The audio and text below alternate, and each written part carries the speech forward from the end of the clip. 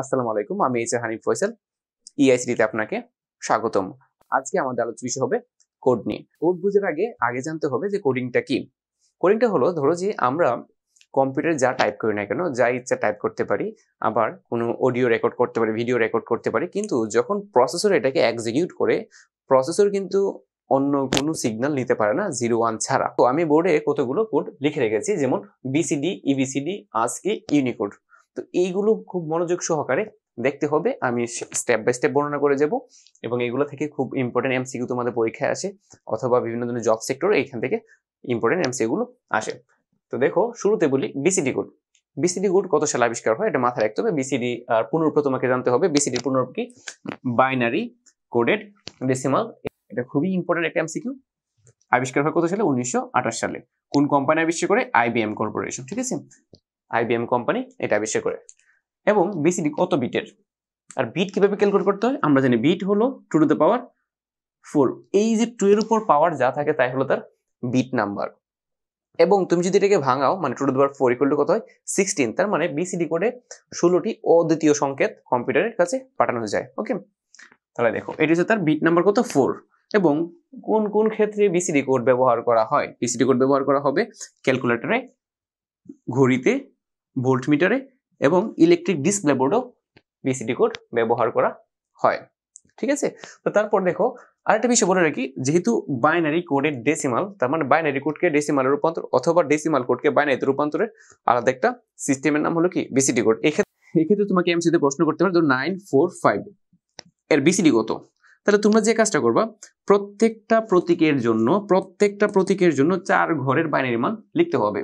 তাহলে আমরা এই ক্ষেত্রে যাকে ব্যবহার করবো তা হলো 1 2 4 8, এই ফরমেশনটা আমরা ব্যবহার করবো। তাহলে 9 এর বাইনারি মান কত হবে? 1 0 0 1। 4 এর বাইনারি মান কত হবে? এটা বাদ এটা এটা এটা, তার মানে 0 1 0 0। 5 এর বাইনারি মান কি হবে? 0 1 0 1, তার মানে 0 1 0 1। ঠিক আছে, এটা হলো কি? এটার বিসিডি কোড। তোমাকে যদি উল্টাভাবে বলে যে কোনো একটি বিসিডি কোড, কোনো সংখ্যার বিসিডি কোড এটা হলে সংখ্যাটি কত, তাহলে তোমরা কি করবা? সিমিলারলি 4 গড় করে এভাবে এভাবে এভাবে প্যাকেট করে তাদের সমমান লিখে দিবা, তাহলে হবে। এখানে একটা প্রশ্ন আছে, তোমার পরীক্ষায় আসতেও পারে, যে এই যে আমরা ফরমেশন ইউজ করলাম 1 2 4 8, এমন অনেকগুলো ফরম্যাট আছে বিসিডি কোডের জন্য, যা দিয়ে তুমি যে কোনো দশমিক সংখ্যাকে বিসিডি কোডে রূপান্তর করতে পারো। কিন্তু এইটা কিন্তু এমন একটা শর্ট ফর্ম যেখানে আমরা বাইনারি, অক্টাল, হেক্সাডেসিমাল ওইগুলো রূপান্তরের ক্ষেত্রে আমরা ব্যবহার করে থাকি। এটা ন্যাচারালি চলে আসে, এবং এটাকে এই জন্যই বলা হয় যে ন্যাচারাল বিসিডি কোড। এই কোডটা যখন ব্যবহার করে তুমি বিসিডি কোডে রূপান্তর করো কোনো সংখ্যাকে, তখন এটাকে বলা হয় ন্যাচারাল বিসিডি কোড, এনবিসিডি। এছাড়া আরো অনেক কিছু ফরমেশন আছে, যেমন 1 2 4 7 হতে পারে, 1 2 4 5 হতে পারে, তারপর 1 2 4 2 হতে পারে। এই সবগুলো দিয়েই তুমি কি করতে পারো? কোনো একটা দশমিক সংখ্যাকে বিসিডি কোডে রূপান্তর করতে পারো। ক্লিয়ার? অথবা কোনো একটা বিসিডি কোডকে ডেসিমাল মানে রূপান্তর করতে পারো। ক্লিয়ার? এখান থেকে পরীক্ষায় প্রশ্ন আসতে পারে। আচ্ছা, দেখো এটা গেল। তার পরবর্তী বিষয় হলো ইবিসিডি আইসি কোড। ইবিসিডি আইসি কোড কি? জাস্ট এটাকে এক্সটেন্ড করা হলো, একটু প্রসারিত করে লাগিয়েছিল এভাবে, এবার এভাবে হয়েছে আর কি, বুঝছো না? এখানে কি কি জানতে হবে? পুনরূপটা জানতে হবে, এক্সটেন্ডেড বাইনারি কোডের ডেসিমাল ইন্টারচেঞ্জ কোড। ওকে, এবং এটা কত বিটের? 8 বিটের। কোন কোম্পানি বেশি করে? IBM company. ওকে, এবং কোন কোন ক্ষেত্রে ব্যবহার করা হয় EBCDIC code? IBM mainframe computer ব্যবহার করা হতো, এটা আইবিএম রাই ব্যবহার করতে। ঠিক আছে, তো দেখো এটা এই পর্যন্তই। শুধু কোন কোম্পানি, কত বিট, পুনরূপ, একটা এক্সাম্পল, আর দরকার নেই। ডান। এখন দেখো আজকি করে ফিরে যাচ্ছি। তো দেখো আমি এখানে লিখে রেখেছি কি 1965 সালে আবিষ্কার করা হয় কি আজকি 7। কিন্তু আজকি 7 এর আগে কিন্তু আজকি নিয়ে গবেষণা হয়, এবং আজকি আবিষ্কার করে কি এএনএসআই। তো এটা খুব একটা ইম্পর্টেন্ট না, যদি প্রশ্ন করে আজকি কত সালে আবিষ্কার করে, তাহলে কিন্তু আসলে 65। যদি 65 না থাকে, যদি ধরো 65 নাই কিন্তু 63 আছে, তাহলে অবশ্যই তোমরা 63 দেখাবা। আর যদি প্রশ্ন করে কে আবিষ্কার করে, যদি রবার্ট উইলিয়াম বিমার, তাহলে এটাকে, কারণ আজকি বলতে আসলে আজকি 7 কেই মিন করা হয়। ঠিক আছে, আর আজকে 7 কত বিটের বুঝতে পারতেছি। 7 দ্যাটস মিন কি 7 বিটের, তার মানে সে কতগুলো অদ্বিতীয় সংকেত বহন করতে পারে? অদ্বিতীয় সংকেত বহন করতে পারবে হলো 2 to the power 7, that's mean 128টি। তার পরবর্তীতে আবিষ্কার হলো কি আজকি 8। আজকি 8 তাহলে কত বিটের? 8 বিটের, সোজা হিসাব। এখানে কতগুলো অদ্বিতীয় প্রতীক নিতে পারবে? তা হলো 2 টু দ্য পাওয়ার 8, তার মানে কত হবে? 256, এতগুলো অদ্বিতীয় সংকেত সে বহন করতে পারে। যে কিবোর্ড গুলোতে দেখো এটা ব্যবহার দেখায় তোমাকে, যে মাইক্রো কম্পিউটার, মাউস, প্রিন্টার সবগুলোতে কি করা হয়, ASCII কিবোর্ড বা ASCII কোড ব্যবহার করা হয়। সবচেয়ে মজার বিষয় যে আমরা মোবাইলে যে গুগল কিবোর্ড একটা আছে, একটা আজরাইলে কিবোর্ড আছে, গুগল কিবোর্ড, একবার যে এখানে এক ইংলিশ ছাড়া আর কোনো কিছু লেখা যায় না। তো ওই কিবোর্ড গুলোতে আসলে ASCII কোড ব্যবহার করা হয়। এবং যখন আমরা ইউনিকোড আসে নাই, যখন ইউনিকোড আবিষ্কার হয় নাই, তার আগে কিন্তু সবাই এই ASCII কোড দিয়ে সবকিছু করতো।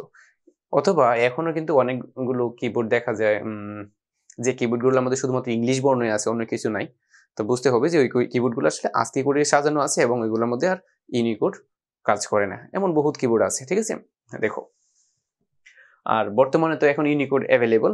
আর ইউনিকোড যদি আবিষ্কার না হয়তো, যেমন ইউনিকোড আবিষ্কার হলো 1991 সালে। ইউনিকোড আবিষ্কারের আগে কেউ কিন্তু বাংলা বলো, চাইনিজ বলো, এসব কিন্তু ব্যবহার করতে পারতো না, ঠিক আছে। এখানে আমি কয়েকটা জিনিস লিখে রেখেছি, একটা চার্ট লিখে রেখেছি, দেখো এখানে এই যে তিনটা এটা হলো ASCII 8 এর জন্য। ASCII 8 কি করে 8 বিট, 8টা বিট কিভাবে সাজায় দেখো, লাস্ট 4টা বিট সে রাখে নিউমেরিক্যাল বিট, মানে এখানে নাম্বার বসে। আর তার আগে যে 3টা বিট থাকে ওইটা হলো, এটাকে বলা হয় জোন বিট, শুধু এতটুকু মাথায় রাখবা। তার আগে একটা বিট থাকে পেরিটি বিট। আচ্ছা, পেরিটি বিটে এখানে প্রশ্ন আসতে পারে, পেরিটি বিট আবার কত প্রকার? পেরিটি বিট আবার 2 প্রকার, ইভেন পেরিটি, অড পেরিটি, এটা মাথায় রেখো। তারপর দেখো এখানে আবার কয়েকটা এমসিকিউ প্রশ্ন করা হয় এভাবে, যে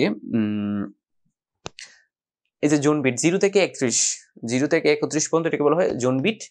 আর 0 মানে 000 থেকে এবং 127, 000 এবং 127 নাম্বারিং ক্ষেত্রে 000 এবং 127 এটাকে নিয়ন্ত্রণ ক্যারেক্টার বলা হয়, যারা নিয়ন্ত্রণ করতে পারে।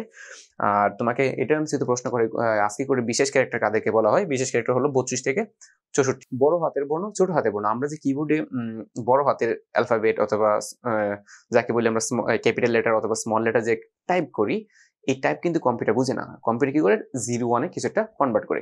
তার মানে এখানে একটা রেঞ্জ তোমাকে মাথায় রাখতে হবে।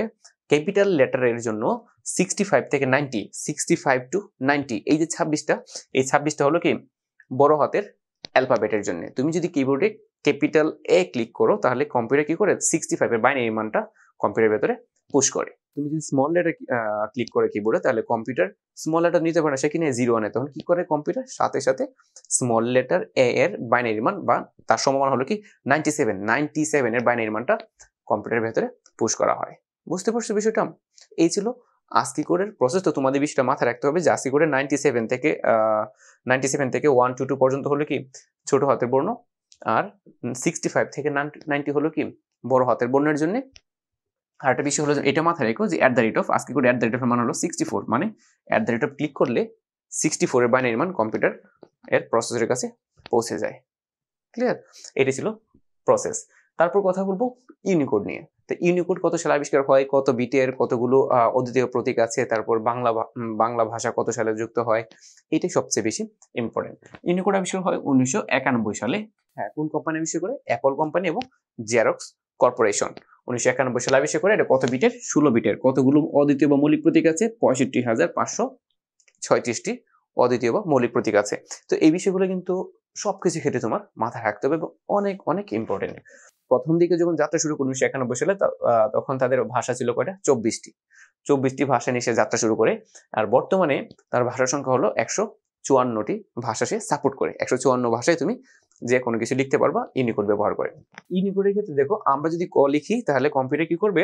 কম্পিউটার 0995 এর বাইনারি মান সিপিইউ এর কাছে পৌঁছে দেয়। বুঝতে পারছো? কারণ সিপিইউ তো আর 09 এসব বোঝে না, বা ক খ গ ঘ এসব তো পড়াশোনা সে করে নাই। সিপিইউ পড়াশোনা করছে শুধুমাত্র 01, 2টা ডিজিট নিয়ে।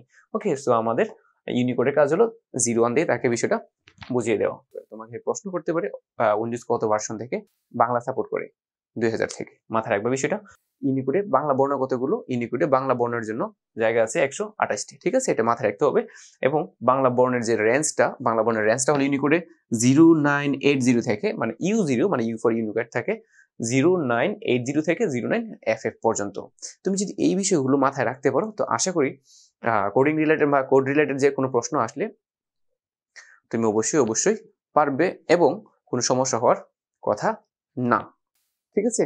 এবং এই যে বিষয়গুলো অবশ্যই মনোযোগ সহকারে পড়বে, কারণ তোমার এইচএসসি পরীক্ষা, যে কোনো পরীক্ষা বলো, এবং ভবিষ্যতে তুমি যে কোনো জব সেক্টর যেমন বিসিএস বলো বা অ্যাডমিশন বলো, সবকিছু ক্ষেত্রেই এই বিষয়গুলো কাজে লাগবে। সো একটু ভিডিওটা পজ করে হলেও মনোযোগ সহকারে ভিডিওটা আশা করি ভালো করে দেখবে এবং দেখা হচ্ছে পরবর্তী কোনো ভিডিওতে। আল্লাহ হাফেজ।